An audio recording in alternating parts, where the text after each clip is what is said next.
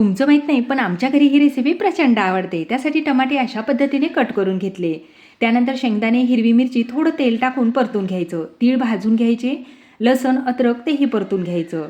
कोथिंबिरी, चवीनुसार मीठ, हळद, लाल तिखट, धना जिरा पावडर आणि पाणी टाकून एकदम बारीक पेस्ट वाटून घ्यायची. वाटण तयार झालं.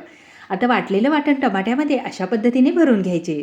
सगळे टमाटे भरणं झाल्यानंतर तेलामध्ये जिरं, मोहरी कडकडल्यानंतर थोडं मीठ, हळद, लाल तिखट, चिमूटभर हिंग टाकायचा आणि भरलेली टमाटी सोडून द्यायची. झाकण ठेवून 5 मिनटं परतून घ्यायचं उलटपुलट करून. हे पहा, त्यानंतर जे उरलेलं वाटण होतं की नाही त्यामध्ये थोडं पाणी टाकायचं आणि मिक्सरच्या भांड्याला मिसळून सगळं वाटण यामध्ये घालायचं आहे.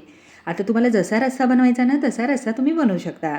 झाकण ठेवून बारीक गॅसवर शिजत ठेवायचं. तर पाहू शकता छान असं तेल सुटलेलं आहे आणि टमाटेसुद्धा शिजून तयार झालेले आहे की नाही. बनवायला खूपच सोपी अशी ही रेसिपी. जेवढी दिसायला मस्त दिसत आहे की नाही, चवीलासुद्धा एक नंबर लागते. पण माझी बनवायची पद्धत तुम्हाला आवडली की नाही तुम्ही कमेंट्स करायला मात्र विसरू नका. तुम्हालाही माझ्यासारखे थंडगार ताकातले वडे भारी आवडतात का? तर आजची रेसिपी खास तुमच्यासाठी. सर्वात प्रथम ताक करून घ्यायचं. त्यानंतर जिरे, काळे मिरे, लाल मिरच्या खमंग भाजून अधरवतर वाटून ते टाकायचं. तडक्यामध्ये जिरं, मोहरी, उडदाची डाळ, हरभऱ्याची डाळ, कढीपत्ता, हिंग तो तडका त्यावर फिरवायचा. चवीनुसार मीठ, काळं मीठ आणि थोडी साखर घालायची. कोथिंबिरी आणि 2 बर्फाचे कडे टाकायचे. तर या ठिकाणी थंडगार ताक तयार झालं.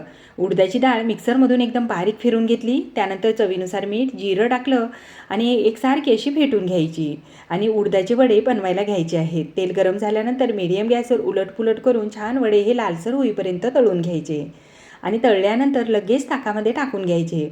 15 मिनटं हे वडे तसेच ताकामध्ये राहू द्यायचे आणि 15 मिनटं झाल्यानंतर थंडगार वडे हे खायला घ्यायचे आहेत. आहे की नाही खूपच मस्त अशी रेसिपी. जेवढी बनवायला सोपी आहे की नाही चवीलासुद्धा एक नंबर आहे आणि उन्हाळ्यामध्ये खरंच हे ताकातले वडे खूपच मस्त लागते. पण बनवायची पद्धत कशी वाटली कमेंट्स. आजकाल काही बनवा सगळ्यांना भारीच आवडायला. तर खरं सांगा ही रेसिपी तुम्ही बनवली का? मी तर बनवली नव्हती बाई, पहिल्यांदाच बनवली, पण सगळ्यांना इतकी प्रचंड आवडली की नाही. आता ठरवलं यानंतर जर कोणाला काही झटपट खायचं असेल ना तर हेच बनवून देईल. पापड टाकला, त्यावर चिंच गुळाची मस्त अशी चारी बाजूला चटणी फिरवली. एकावर एक 2 पापड ठेवून दिले.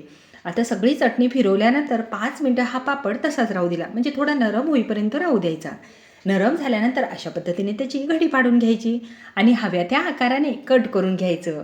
आता तेल गरमच झालं होतं. गरम तेलामध्ये हे सोडून द्यायचं आणि मीडियम गॅसवर उलटपुलट करून छान असं तळून घ्यायचं आहे.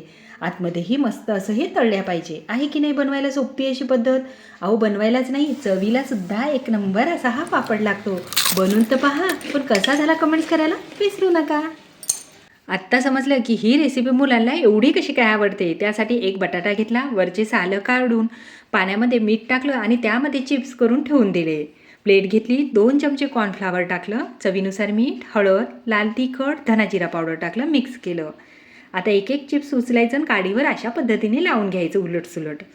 आता सगळे तयार झाल्यानंतर त्यावर कॉर्नफ्लॉवर फिरून घ्यायचं आणि तेल कडकडीत गरम झाल्यानंतर त्यामध्ये सोडायचं. गॅसची फ्लेम मोठीच राहू द्यायची. उलटपुलट करून छान कुरकुरीत होईपर्यंत तळून घ्यायचं.